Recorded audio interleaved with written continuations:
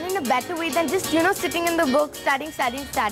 But if you're outside, example, you want to learn about plants, you can go outside, you can, observe, and, it's much more easier to do it in a way of activity. Hindi is one of those subjects which I'm not very good at. I don't like SST and Hindi. I used to find maths really hard. Sometimes I need help in Hindi. The matrai sometimes confuse me. I did a lot of Sudoku for it, which helped me.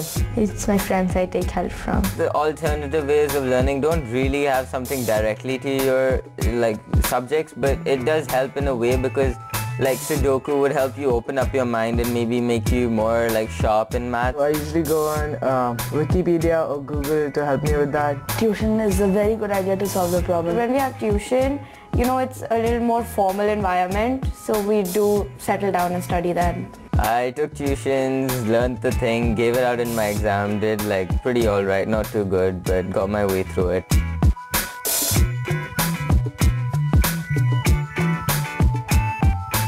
You're the father of two boys, bright boys. You've also done, of course, very well for yourself in life. Do you feel that it's education all the way and it's very important for children to be going to the right colleges, getting the right degrees, and therefore making it in life? Okay, I'm a dropout. Okay, so that's a huge kind of confession on national television. No, I feel that there's a complete distinction between studying and learning. And I think studying is instructive, whereas learning is more inspirational. And I think the moment you can kind of demarcate between those two facets, I think you learn a lot more in life and you teach your children a lot more in life. And therefore I think what is taught in classrooms and what is taught in homes, and that holistically makes an enormous difference to a child. Sure. I also think it's important for them to grow up in an environment where they appreciate things like music and films and languages and stuff like that. And I think therefore education needs to be holistic.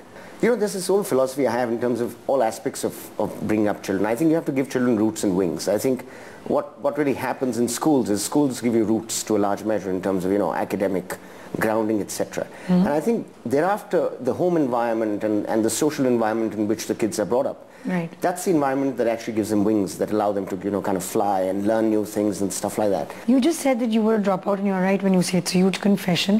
How did your parents react?